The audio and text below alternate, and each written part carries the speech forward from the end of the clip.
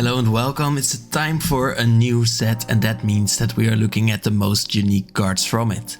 Last time we only got 3 unique cards, so that wasn't too good, but this time we have 21 cards that either add something entirely new, like sort of Iroh that we see here, or they improve an archetype on their own. So we're starting as always with the most interesting ones, and to me, Iroh stands for a new thing that Avatar brings, which is the lesson cards. The lesson cards were already introduced with Strixhaven, but we didn't really see a way to tie the archetype together. So now they have something that they actually mean. So with the environmental sciences, for example, you could search a library for a basic land. The Strixhaven ones weren't that strong, but we've got new lessons too, like Redirect Lightning, which can change the target spell or ability with a single target at either 3 mana or 1 mana and 5 life. So that is really strong. So what does Iroh do? Well, he says during your turn, which sort of goes against Redirect Lightning, but okay. Each lesson card in your graveyard has flashback 1, which means that you can play them for just 1 mana, replay them that is. Then the first ability is that during your turn each non-lesson instant also gains flashback, but then you will have to pay their mana cost. So if you really want to play Iroh, like have him be strong, you need to play him with lesson cards that you can bring back for very cheap. Then also there's the ability of Firebending, but we will get into that later. I think this adds a really cool archetype, and the fact that we got lessons in Strixhaven the first time probably means that we will get lessons in the next Strixhaven set as well. Next up, Avatar Aang. Of course, couldn't stay behind too long. Why? Because Avatar, the Avatar, really bends together all of the bending techniques. So there were 4 new mechanics here, which are water bending, earth bending, fire and air bending. Avatar has one of them, fire bending. Again, we will get into what they mean later. But whenever you do one of them, which is often pretty easy to do, you draw a card, and then if you have done all 4, you transform Avatar Aang into the Master of Elements.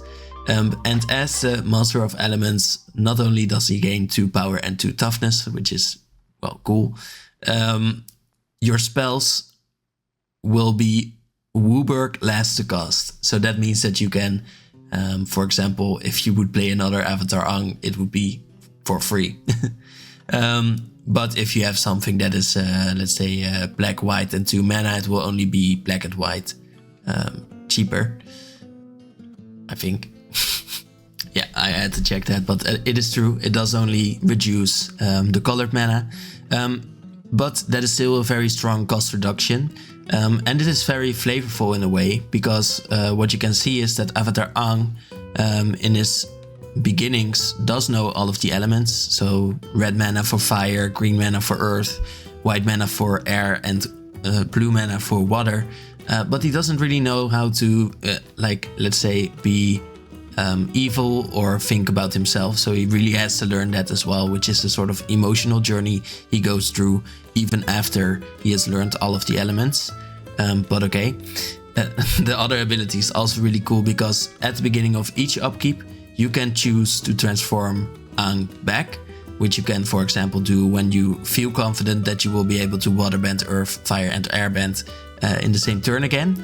And then if you transform Aang back, you gain 4 life, you draw 4 cards, you put 4 +1 counters on Aang, making him stay stronger than before, even before he mastered the elements. And then he deals 4 damage to each opponent. So drawing 4 cards is really impressive, and I think that is what you are looking at there.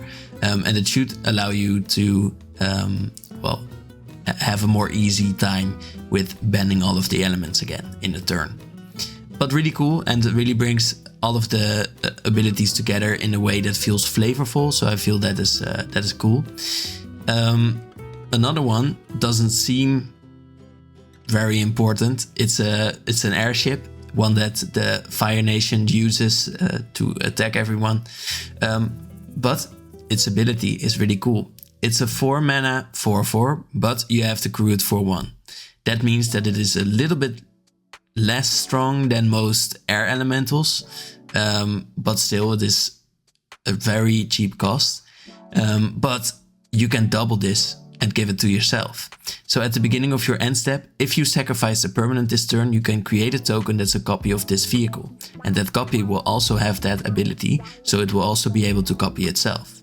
And then as long as you control 8 or more permanents named Phoenix Fleet Airship, it will become an artifact creature. So you won't have to crew it again. I think you still could. But that does mean that you will be able to attack with all of your 8 airships. So that's really cool. Not sure if that number 8 is something as well. Well, we were talking about the bending, and most of the bending abilities don't really do something that has never been done in Magic the Gathering before, but they do change the thing. So for example, Earthbending, I've put in Beifong's Bounty Hunters to demonstrate. It is an ability that allows you to animate a land, so you can make it become a 0/0 creature with haste. And then you will be able to put X+1 counters on it, in this case. But sometimes a card says Earthbend 4, like Bumi does, and then that means that you will be forced to put 4+1 counters on it. So this has been done before, but what has changed is that when it dies or is exiled, you return it to the battlefield tapped. So you won't lose your lands when they die in battle or whatever. So that is really an important part. Beifong's Bounty Hunters are sort of almost a theme on their own, where whenever a non-land creature dies, the Earthbending number will be the creature's power that died. So if you have a strong power deck, this will be good there. But I think if you want to play an Earthbending deck, you will need to play Bumi, because Bumi, first of all, says when he enters, you Earthbend 4, so you create another 4/4 on top of this 5/4, which is just 5 mana for so many stats. Of course, that is cruel, but that is just a very big, a large amount of stats. And whenever Bumi deals combat damage to a player, so you will need to get in with Bumi, you untap all lands you control, and then after this phase there will be an additional combat phase where you can only attack with land creatures. So that means that with all of your Earthbending creatures or other land creatures, you can then attack again. So I think this is the perfect commander, or the best one that we have gotten. Firebending, I think we need to get into it a little bit here as well. Ozai is, I think, the best one for it. It is a pretty simple ability where when you attack with a creature, you get an amount of red mana. In this case, Firebending will allow you to gain 4 mana. And usually the drawback is that you will lose that mana as you move into another phase. Of course, attacking means you are in the combat phase. Ozai is really good. It is a 6 mana 7/7, so it sort of feels like one of the Elder Dragons. It has trample and haste, so attack 3 times, get in with Ozai perfectly 3 times, and you will be able to defeat an opponent. But also Firebending 4, of course, is a very strong ability. And then if you would lose unspent mana, that mana becomes red instead. So that means that you can keep those Firebending manas as you go around phases. And Ozai will gain flying and indestructible as long as you have 6 or more unspent mana. Of course, Ozai will help you gain 4 of those.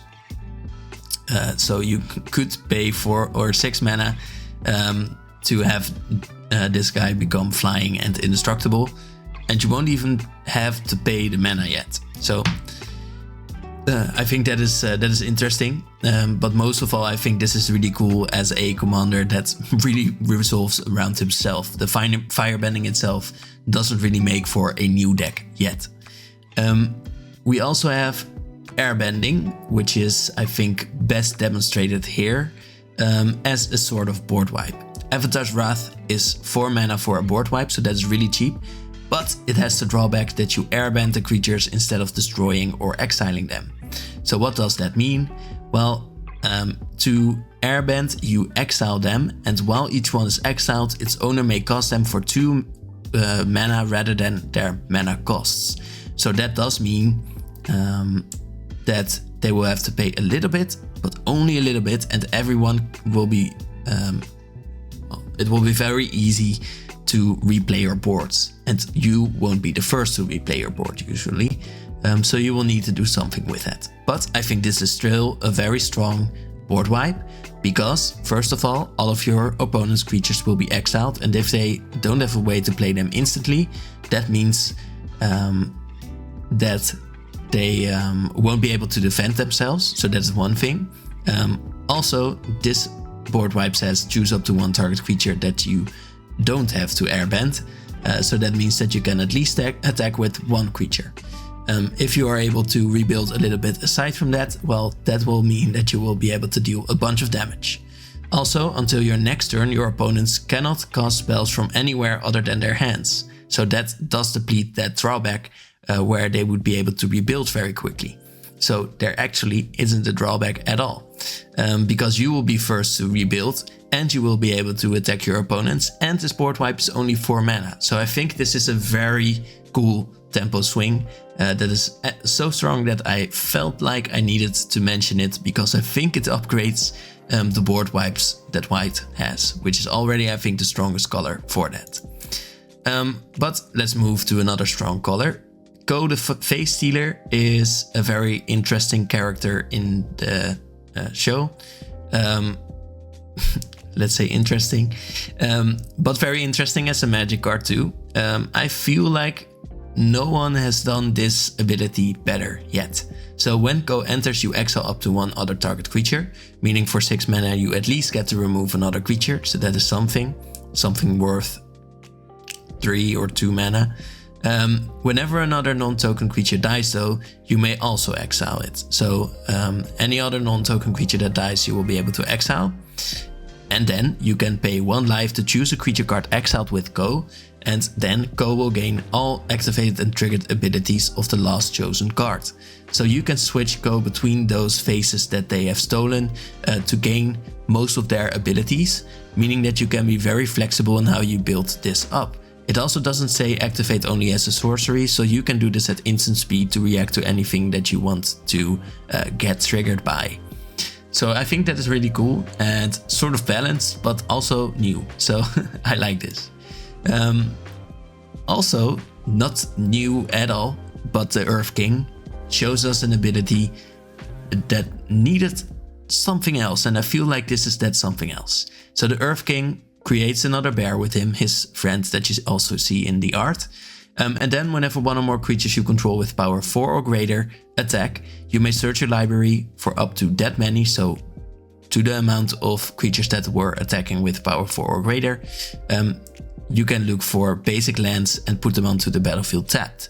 That does mean that you will be ramping a lot and you will be able to play way more creatures. This is, if you play this as a commander, a mono green commander. So that does mean that you are a little bit limited. But if you play this in the 99, I feel like this will be a very great addition to the 4 power or greater archetype. And I feel like this also could be a very good commander on its own. It will just be very focused. So that means that you will be forced to have a bunch of 4 power or greater creatures that can also function as a toolbox for you to play. But this adds a lot. This next one is just for 1 commander, I feel. Ishin 2 Heavens as 1 is a very popular commander, but this really bumps it up in power if you have this card. Firebender Ascension is a 2 mana enchantment that will have you create a soldier with Firebending 1, so we'll be able to create that 1 red mana. And then whenever a creature you control attacking causes a triggered ability of the creature to trigger, which will be doubled by Ishin, put a quest counter on the enchantment, and then if it has 4 or more of those, you may copy the abilities again. So you may choose new targets for the copies. That means that you sort of have a second commander here, which really strengthens the deck when that happens. So I think you should be adding this to your deck, and this is a popular one that will definitely gain a very big upgrade. So I wonder how popular Ishin will be the coming months. This one is just a card draw spell, so that definitely isn't new, but the way it does it is very interesting.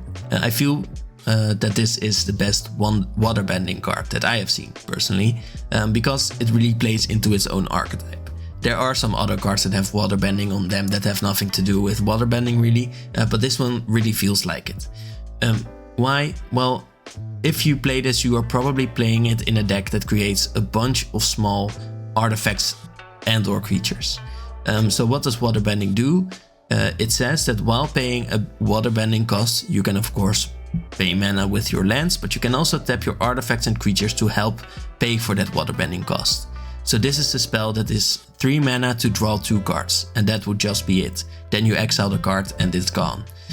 But if you pay the waterbending cost, so 6 mana, for which you can also tap creatures and artifacts, you draw 7 cards. You also get to, before that, shuffle your graveyard into your library, and then you will have no maximum hand size for the rest of the game. So allowing you to draw 7 cards for maybe only 3 mana if you have enough artifacts. And then not having a maximum hand size means that you will be very strong in the control seat. Why does this fit the waterbending deck? Because you will have a bunch of small things, either artifacts or creatures, and you will want to have a bunch of card draw in those decks. So I feel like Spirit Water Revival really fits that archetype and will really strengthen that. Then Reanimation, also not new, also with waterbending, but really not about it. It's a 3 mana sorcery that you can add any mana you want to with that waterbending ability.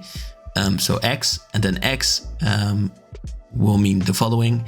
You exile X target creature cards from graveyards, so also your opponents. For each creature card exiled this way, you create a token that's a copy of it. Then at the beginning of your next end step, you sacrifice those tokens. They won't have haste on their own, so you won't be able to attack with them necessarily. But you can use their abilities or stuff like that, so you can see them, and you could also, for example, sacrifice them to gain more value, of course. But I think this is, because of that, a very strong card that really will strengthen the Reanimation archetype in a very weird way, exiling your opponent's graveyard along the way. Sokka has also gotten a very strong card. I think only... Sokka also got one. It's a classical Jeskai commander, I feel, with menace and prowess on his own, and will be able to create 1/1s that he himself will give prowess and menace. So, and how do you create the 1/1s? That happens whenever you cast a non-creature spell. So you play a non-creature spell, you create a 1/1, it will have prowess. So when all of the other allies that you have will get triggered by that other non-creature spell that you play. So this goes really fast. And we have seen this card before, but not on a commander, so that is what is new here. I feel like this will be a very strong card that will want you to play a nice mix of creatures and non-creatures, which I think is what many Jeskai players need to learn. So I think this will mostly teach a lot of people about Jeskai. Badgermole Cub is very interesting because of his strength mostly. So it has that earthbending, but just for 1. So it will create 1/1. So it doesn't seem that strong yet. It's a 2 mana 2/2 that also creates a 1/1. Well, that is very efficient still. It isn't really that strong yet. But it also says whenever you tap a creature for mana, you add an additional green mana. So this strengthens all of your Llanowar elves or other creatures that create mana by allowing them to tap for an additional mana. But also will allow you to sort of ramp immediately, because the target land that you make into a creature now will also tap for another additional green mana. So it will immediately sort of ramp you and will create an extra 1/1, which you could use. But mostly I think this is really cool because it works with decks that want to play with mana dorks, but also could play very well into the sort of re-emerging archetype about mana creatures. So that's really cool. I think people who love mana creatures are really happy right now. Firepower firepower is really what Red has been about the last couple of years, maybe. I think last year I said this was going to be a new archetype, but we are seeing so many cool new additions that upgrade it. Fated Firepower is an enchantment that you can play for 3 red mana and then X, and X will tell you how many fire counters you will put on the enchantment. It also has Flash, maybe so that you can immediately kill your opponents or something like that. But then if a source you control would deal damage to an opponent or a permanent an opponent controls, it deals that much damage plus an amount of damage equal to the number of fire counters on the enchantment instead. Base Firepower is a little bit new because it usually isn't done except for giving you 1 extra damage on top of everything. But having it be an X cost is really interesting to me, because already with, let's say, 5 mana, 2 extra damage is so much better than 1 extra damage.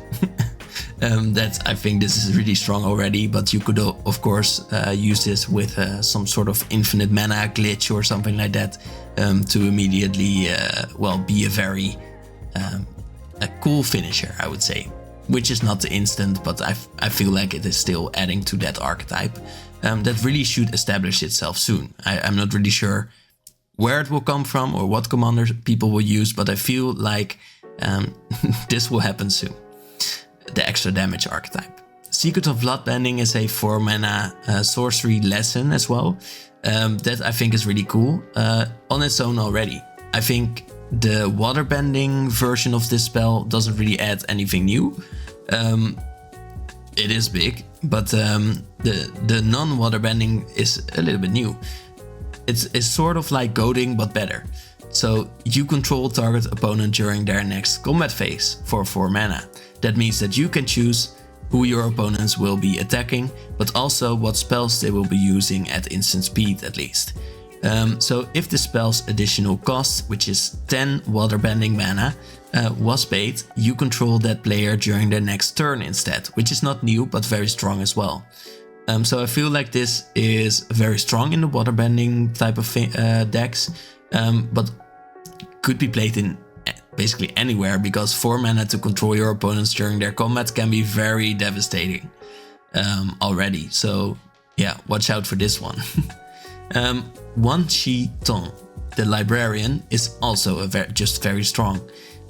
It's sort of that bio-alchemized card that was green and blue and X, and then was a flying creature that became stronger and drew you cards, but better. Also doesn't need you to be in 2 colors. It is blue, blue and X for a 1/1 flying vigilance flash bird spirit. So flying and vigilance of course is a very strong combination, but also has flash for some reason. Well, we'll see that soon. So when Wan Shi Tong enters, you put X +1 counters on him. So meaning that for 4 mana you will get a 3/3 flying vigilance, and for 5 mana you get a 4/4, which is on cost, which I think is really telling us a lot about how flying creatures are becoming stronger and stronger. You then draw half X cards rounded down. So if you would pay 5 mana, that would mean you get 3 +1 counters extra, but only 1 extra card. So that isn't a lot. But also, whenever an opponent searches their library, you put a +1 counter on Wan Shi Tong and draw a card. So that is why this has flash, because you can then play it in reaction to an opponent searching their library, so that you will at least draw an extra card and get an extra +1 counter, making this very on cost. So I feel like this will be a very strong flying creature, but it also will draw you a bunch of cards. Or it will stop your opponents from using their search their library abilities, which will also be very strong. So yes. Just yes. Sozin's Comet is also a very big moment. We can see the airships that we saw in the beginning of the video. But this is a 5 mana sorcery that will allow you for 1 turn to give every creature you control Firebending 5. Meaning that whenever it attacks you add 5 mana, which only lasts until the end of combat. That means that you can attack with 5 creatures and get 25 mana during your combat. You can also not pay 5 mana for this, but you could pay 2 mana to exile this card from your hand and then cast it on a later turn for its foretell cost, making it only 3 mana, so you will have enough other colors of mana, for example, open to use with that red mana that you are creating during your combat. So this feels like something that can very easily win you the game if you have just a few creatures actually. Redirect Lightning I have shown you before, but I think it adds something to the red archetype. It is a new sort of counter. This is, I feel like, the only counter that red will sort of get, which is change the target of target spell or ability with a single target. It is not new, but adding it to the red arsenal really feels like the color will be stronger in the coming times. Appa, I really like that guy, so that's why he's here. No, just kidding.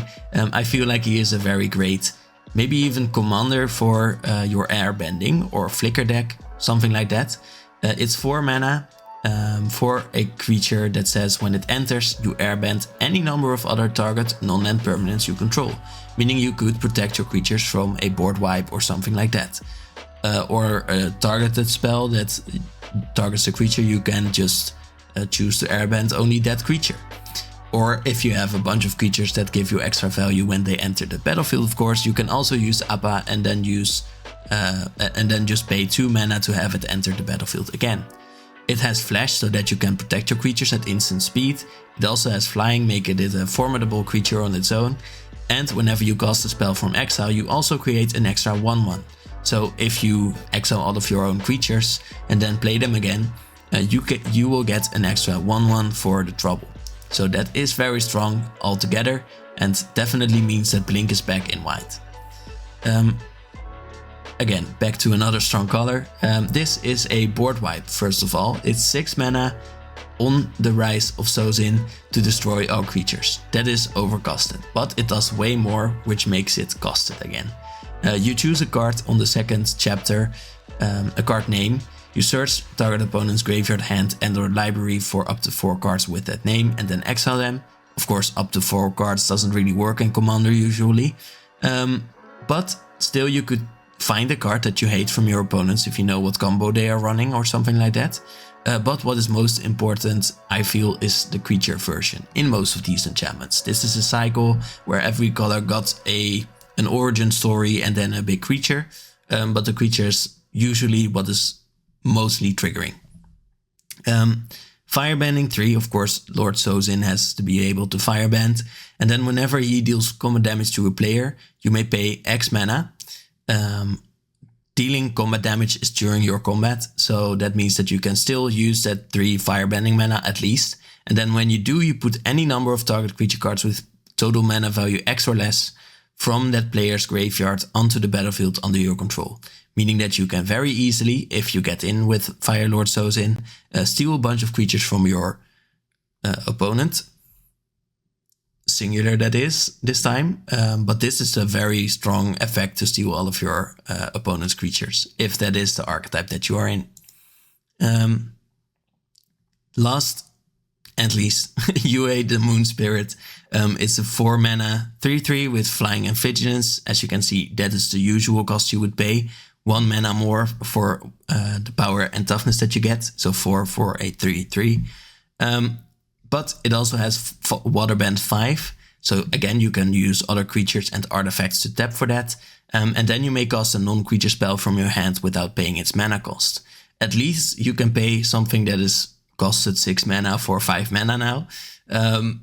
But at most, which is I think what you are going for, you can use your small artifacts to tap this card for maybe free and then play a very big spell, maybe a 10 mana spell that will instantly win you the game. So I feel like this is very strong because of that. But you could at least play this on 4 and then get another mana, tap this for 5 and have your strong non-creature spells to play and win the game. This also works very well with Sokka. So I'll leave you with that. And I wish you a very nice day. I want to thank you for watching and thank you for subscribing as well. And have a nice day. Bye.